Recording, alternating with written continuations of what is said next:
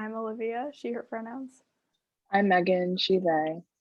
I'm Anise, she, her, hers pronouns, and we are Hugh's Angels. Fun. So this week we are talking about Beyond a Reasonable Doubt, which is about a novelist who kind of like makes a bet with his fiance's father that he can escape capital punishment even if there was circumstantial evidence that pointed him towards being the suspect of a crime. And the film follows that plan and how it kind of falls apart and reveals in the end that Tom Garrett was actually the murderer all along. So yeah. So for my true crime object, I found a detective. All right, share screen. I don't remember how you Zoom. Share. Okay, host disabled, participant screen sharing. Oh no. Okay, try now.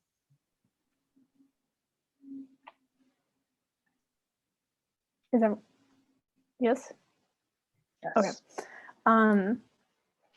So this is from 1947, I want to say, and it's a detective magazine, best in crime fiction. I chose it because I think, first of all, there was a lot of blonde girls in this movie, specifically like the showgirls, and I like the man standing behind her, killing her. Obviously, the guy killed Patty. To go into specific detail, car keys. He's using the knife and car keys, which I think is interesting. And so he's using the car keys that she's holding, and the car keys, like the guy died in an automobile accident, and that's sort of why he was unable to give the evidence. And the behind them, the door says, I'm assuming private federal records, private. Very like suspicious, sort of noir. I think that the titles of the stories in it are pretty noir, in my opinion. Wish You Were Dead, kind of. It seems very much like a noir film title, but the Remains to Be Seen doesn't seem like a film title, but it does seem very noir in the idea of like noir sort of being about what isn't seen, what's hidden from the people in general. And so I think that isn't a noir title per se, but a little bit more noir as like a phrase itself. And I chose this detective magazine cover I'm very tired, magazine cover, because I thought that like him standing behind her, she was probably trying to go out to her car. He snuck up behind her, scared her.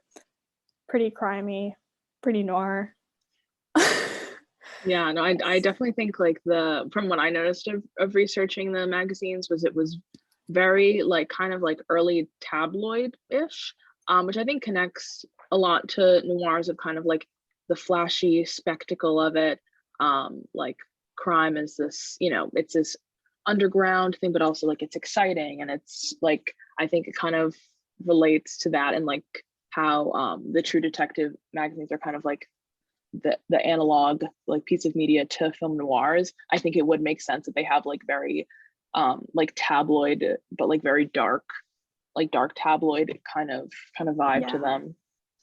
Yeah, I think that like true crime and true like detective stories and stuff and noir both share this like the whole fantasy of paranoia, and like people like true crime because it sort of scares you, like it, because I mean true crime is obviously true and film noir isn't, but they both sort of true crime through surely like true crime could easily just be like horror stories if it wasn't real, and noir isn't real but it makes it feel real sort of in the way that it presents it to the viewer.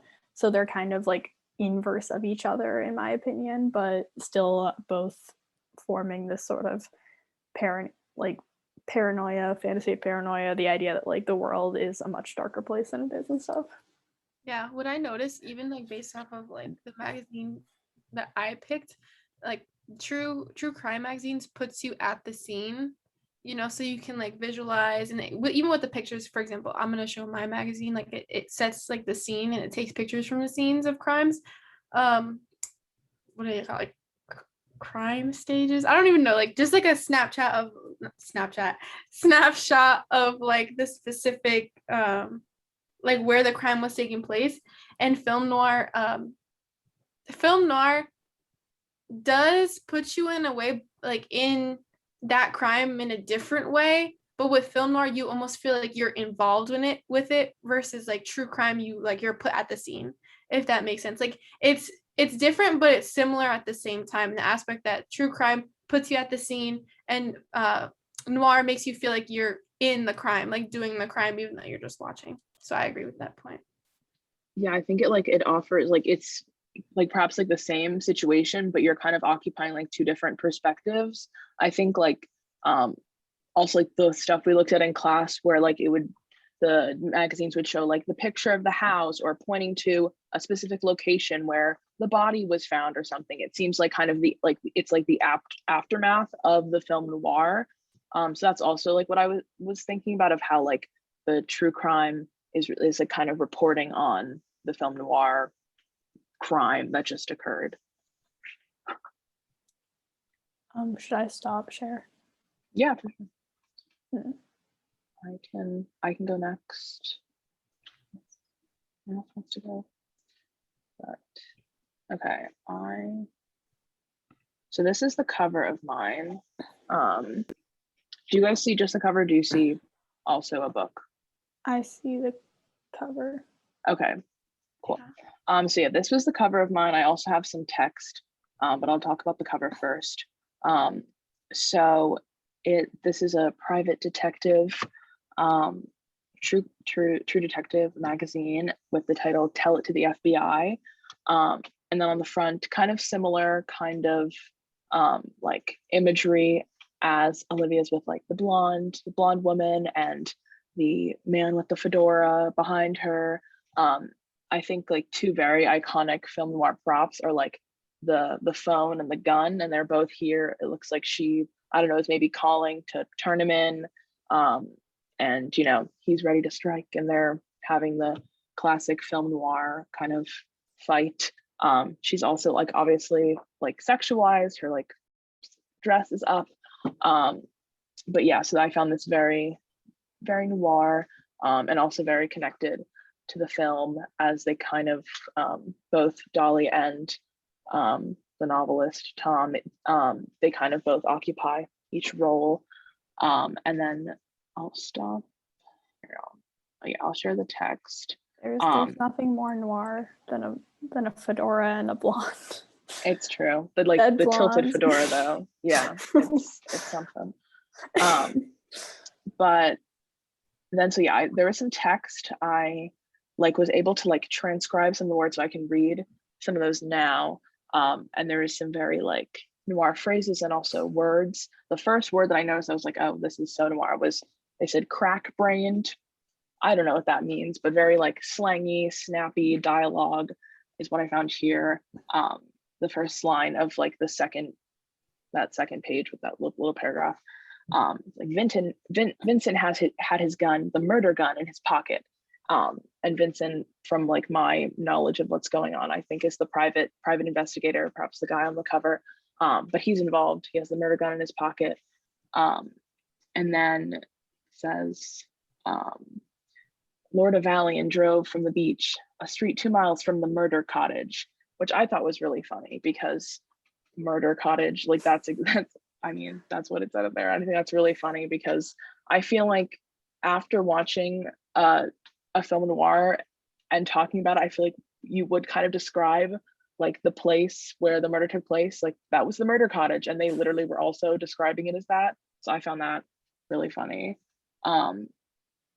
And then he says, like, let's hold up and learn about the facts. I don't understand exactly where you fit into this, but with all my gratitude for your help, you can't change the cards. So again, I don't really know exactly what he's talking about, but I'm sensing like the speaking in metaphor of like, you can't change the cards. I don't know if there's physical cards, but if there's not, it seems like kind of metaphorical. And then also like the unsuspicion layer of, I don't know exactly where you fit into this. So like he kind of knows that he's not fully aware of the situation. And then, yeah, he, at the end of this little paragraph, Miss Valian says, against my will, I was the one who tipped off the police to go to that college where your test Panna was killed, only I didn't know until afterwards. So kind of that classic like moment where like the femme fatale has maybe turned against the private investigator. And, you know, is she lying? Is she telling the truth? We don't know. Does she know the whole plan? Maybe. But I felt that was very noir. And yeah, just like those layers of unsuspicion, and like similar to the film, it was like, you know, the main character is really caught up in this crime. This was kind of unique because he created it like for himself, but even had those layers of unsuspicion as well.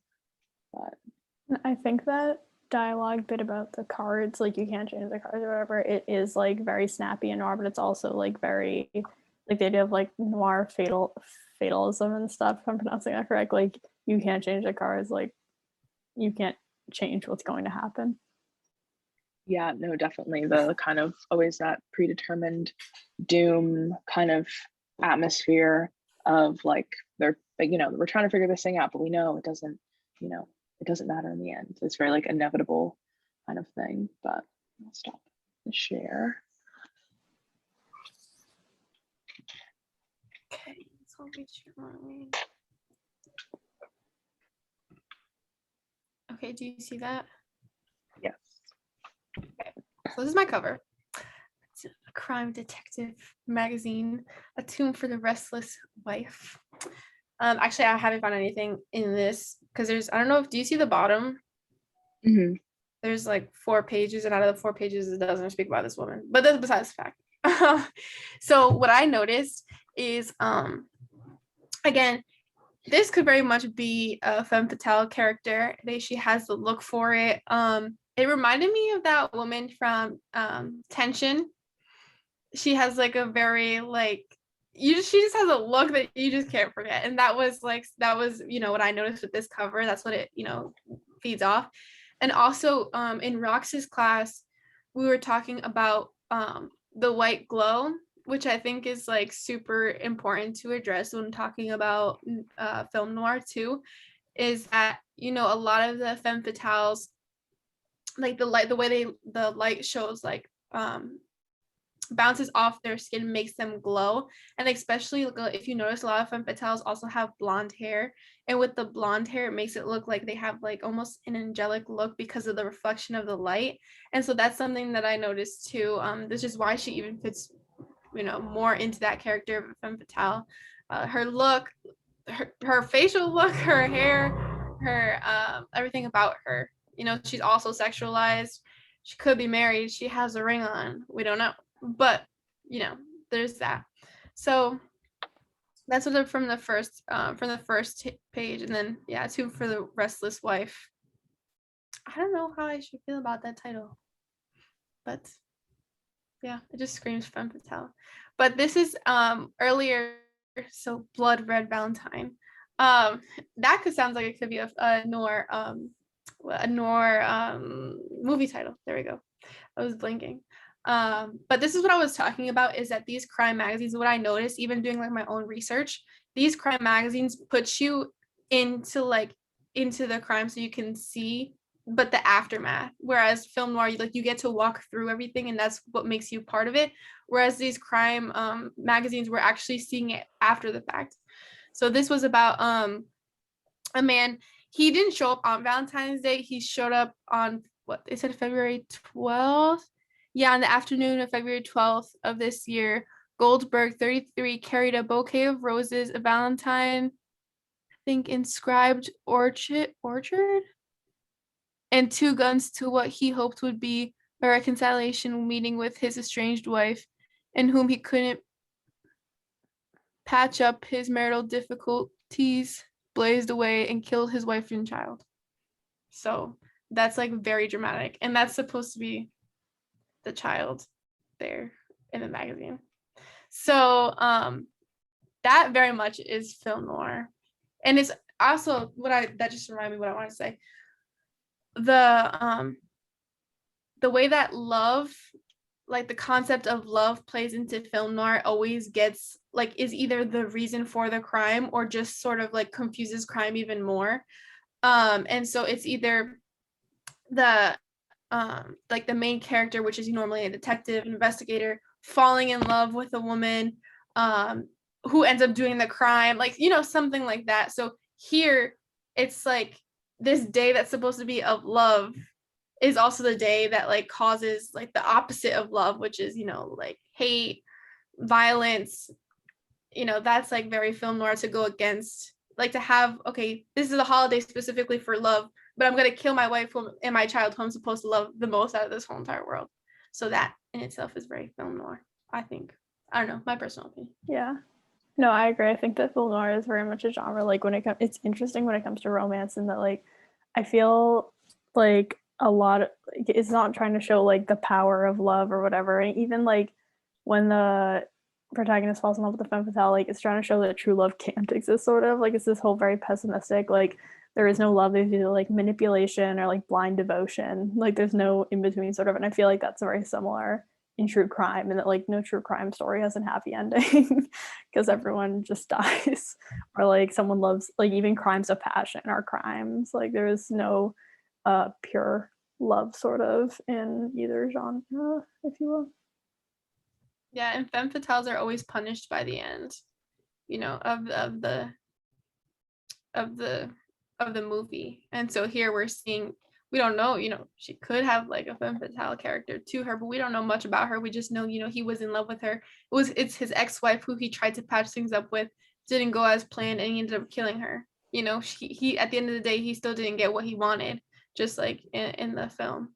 So yeah, that's definitely also sort of like actually what happens in this film, which title I'm totally blanking, but like he Beyond a tried to reasonable like doubt. thank you.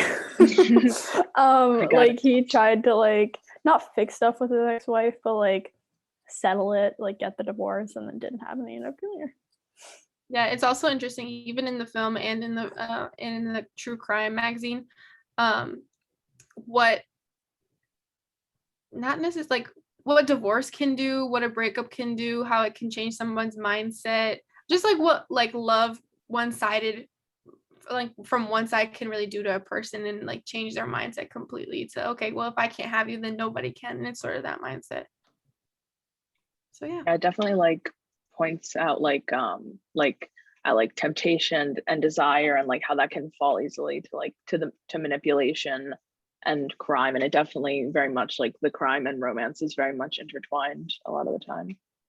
Yeah, and I feel like romance isn't necessarily spoken about a lot within noir, even though it has like such a huge, you know, influence on the film, because it's femme fatale always causes, you know, the protagonist to fall in love with them, or, you know, they have like like a sexual desire towards them, like it's some type of like lust or love thing that always takes place in like most film noir. So I mean, tension was like surrounded about, you know, his ex-wife versus like his, you know, former lover. So it was like that is, you know, love is plays a huge part in film noir along with crime. They're like almost Yeah. entangled together. Yeah, it's like a very like film noir kind of takes a love story and subverts it like to a whole like other level, because yeah, they really do all involve like some sort of relationship. Mm-hmm. And that defines a lot of the film. That's why like films like Pick Up on South Street, I have a hard time keeping it within like the lines of film noir, simply because it does end with like a happy romance, which is so unheard of in noir. So I'll stop sharing my screen. All right. So I guess maybe we can talk a little bit more about like the movie and maybe connections to like our magazines or noir genre, and kind of what we found there.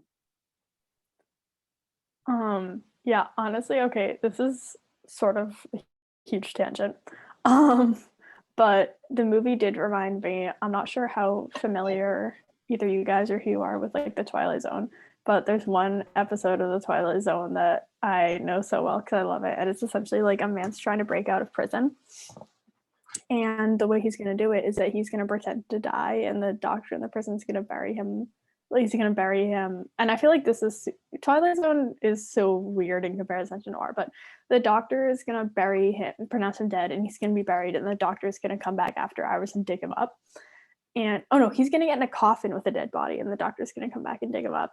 And so the guy gets in the coffin and he gets buried and everything. And then he's there for like hours and hours and hours. And he's like, why is no one helping me? Why is no one helping me? And then the cloth falls off of the dead body next to him, and it is the doctor. So now no one knows he's there. And I felt like as I was watching this, I was like, this reminds me of this so much, because like the guy's dead. Like no one could prove that he was like innocent. I don't know. That was like super prevalent in my head.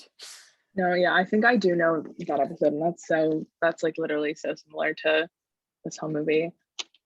Yeah, I feel like that like the whole idea of like, oh, let's try to like game the system. Like this will be like, I mean, that I guess for a prison escape that kind of made more sense, but this one was like seemingly just like for fun. Like I don't like it's like I have nothing better to do than like see if I can get the death penalty. Like I don't know, the premise of it was like really strange to me.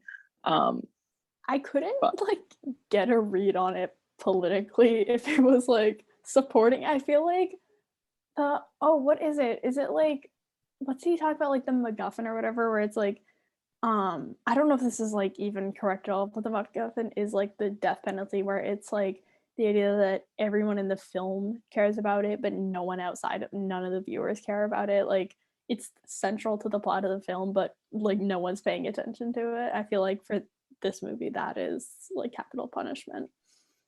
Yeah, it was brought up in the beginning, like when they were talking about it, it kind of seemed like, oh, they're gonna like make some sort of statement on this, but they never really did, and it was more just like, let's see what happens.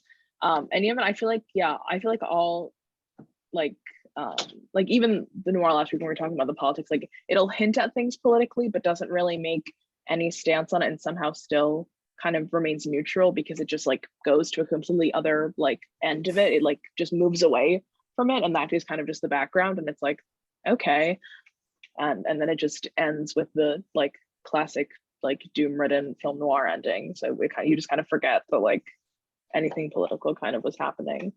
Yeah, Megan, you said that this film was predictable, and it made me think, do you think it became predictable because we're becoming so familiar with film noir, or do you think it was predictable just because like if you haven't seen film noir, you would have expected it?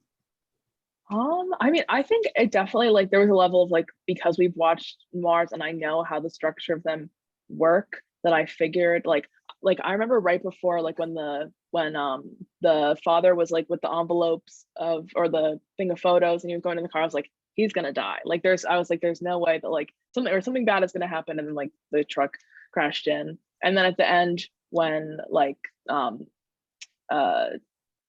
and Susan are having like the heated discussion and he reveals that like he was the murderer right before, I was like, I feel like, because I knew there had to be some sort of twist because it was film noir. So I don't know, I think like it's a little bit of both of like the movie, if you know film noir, I guess it's like it has to end somehow, and it can't just end with him like getting out scot-free. Like that just can't be the ending, or it's not really a noir. So I guess a little bit of both. I think it was kind of like, even if like just anyone watched it, it's kind of like, yeah, I could kind of see how this whole plan did not go how it was supposed to. So yeah. Yeah, because I definitely feel like the more films we watch, the more it's easier to pick out like these like noir aspects of the film that they become like predictable almost, because it's like, okay, well, we already know this is gonna happen. We know femme fatale is gonna do this. We know the protagonist is gonna do this. We know that, voiceover is gonna do this. It means this. Like, that's how I'm like starting to predict these films. So I understand where you're coming from, but I didn't know if it was just because you felt like it was the whole film was predictable, or just because of like that we have this like film noir aspect. Like before you even took a class, like you would say that it's predictable. Like you would have thought it I was don't know. I feel like I can't see past like the bias that I now have of like knowing, because even like I feel like it's not even that like the movies are necessarily becoming predictable. It's more just like I know that something has to happen. Like even if I don't know what it is, I'm like, oh, I know there's going to be a twist about this because there's no way that this can go well. It's like so I'm finding like it's more rare that like the film will end and I'm like, oh, I really didn't see that coming. So yeah, this movie was like particular. Like I don't know, I had some visions about what was going to happen, but I don't know. We'll see if that continues. I definitely agree with Rachel personally, and this is only true like because film noir isn't a genre. Don't give me an F for saying this. Film noir is not a genre that is super near and dear to my heart. Like I'm not super attached to it. So like I'm able to distance myself from it and enjoy it because I'm able to pick out these like very predictable things. If we ever see something, I'm like, oh yeah, like I know what that's all about. Like I find that more fun than like watching it because I enjoy the movie itself. So that's just me though. No, I agree. I found myself enjoying film noir more and more because of like the small little things that we've picked out in class or through readings or even through like doing these discussions. That's like the part that makes it more enjoyable, because then while we're doing these discussions, it's so easy to talk about because it's like we're learning so much by, you know, picking out these things, and that's the enjoyable part of it. So Yeah, no, I feel very similar of like it's kind of like a game of like, ooh, I know what's gonna happen and then this and this. Yeah. And like I think also after screenwriting of knowing like how the film like is chopped up, even though film noir doesn't really necessarily follow it, but even just like a little bit, I'm like, aha, I know what's going on here. So yeah. I totally feel that. I'm like, oh my god, plot point one. No, yeah. Oh, The midpoints. Oh my gosh. Yeah. Couldn't see that Okay. coming. Well, I think we've made it to time, so we can do our segment of course the classic who would be Hugh's best friend. So I think we decided on the father, which I believe his name is Austin, who met his tragic demise. Or no, we were going to talk about the truck driver, right? We were going to do that. Oh yeah. I think that's even better. Yeah. I think that the truck driver, because it never shows the truck driver, right? I think the truck driver is someone. I think the DA paid off someone to hit. I think he would like kind of knew what was going on the whole time. Like he was the mastermind, and he paid someone off to hit Austin's car because he knew that he could get rid of the evidence. But then he didn't anticipate them like getting the evidence again or whatever. Yeah, no, I think because yeah, it wasn't even revealed to like us that that Austin had done those like letters and everything. So I definitely think like the DA was like, let's see, like he was clued in. Maybe someone tipped him off. Maybe it was Susan, maybe it was Dolly, who knows. And he was like, I'll get him for this. But yeah, no, that part I was like, this is where the whole movie comes crashing down. But I definitely think that it was a little bit more suspicious than maybe we saw. yeah, I agree with Olivia. It'd be cool if he was like a DA agent. Unexpected. There was like another film noir from the DA's perspective of like uncovering all this stuff. What if it was like setting it up for like a sequel? Oh my god, wait. That would be like the funniest modern day if someone just had so much money to blow and time to waste if they did like modern day sequels of all the classic film noir movies. I think that would be really good. Do you know that I saw a film called Fatale before I watched Noir, and it was a film that came out, I want to say like last year. I think I saw it in the movie, and it was like literally had like a fatale like in current time. It was this woman who had like an affair with this guy who had a wife already, and the wife ended up getting killed, and she was the cop who was investigating the whole thing, and she had set it up. Like, yeah, that was crazy. Oh my god, like, that's so and then funny. And the title is called Fatale, and she's like the femme fatale. Like it was just mind blowing. I didn't even realize it until I took Noir. I'm like, oh my god, it's like a super modern noir film because she hooked up with him at a club, and then when he called the police to report like the break-in and all that stuff, she showed up and she was a police officer and like that was investigating it, and then later found out that like she had planned the whole thing. So it was crazy. Oh my god. I recommend watching it. It's definitely like No, that sounds good.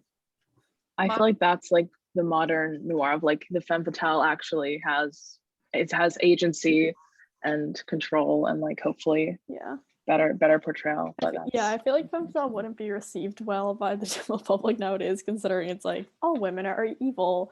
They're either weak, but like it's still a funny archetype. Yeah, no, I think if it's just like I feel like you can kind of make the femme fatale a little bit more progressive, and I think if you do, then it can. I think that as long really as you good. give reasoning to all of the bad things she does, and instead of just making her evil woman, then like like there's definitely bad women characters that I love. Like everyone loves a good bad girl. No, it's true. The Lady of Tension, that one, I think that was one of my favorite femme fatales. That's funny. Didn't Hugh also say Tension was one of his favorites? I did not like the chick from Tension. I love Tension. I thought Tension was really funny. Like that one was really entertaining to me. I mean, I don't know if I my favorite. Yeah, I don't know if I necessarily like liked her, but I like as a femme fatale, I was like, she's doing something right. I found her annoying, honestly. I'm a. But I think it was. I kind of was like, yes. Phyllis Dietrichson. Oh, okay, I see. I'm sure I'll find more that I like. No, my favorite femme fatale, Mildred Pierce, Vera. It's her daughter who steals her husband. It's amazing. I watched it for a melodrama freshman year. I was like, what the hell? I did also recently saw Gilda when I did my research paper. Me too. And I did really like that one too. But Tension's my number one. Gilda would be my number two. Yes. Sir. All right. Well, are we at time? I think we're at time. Yes, I will stop the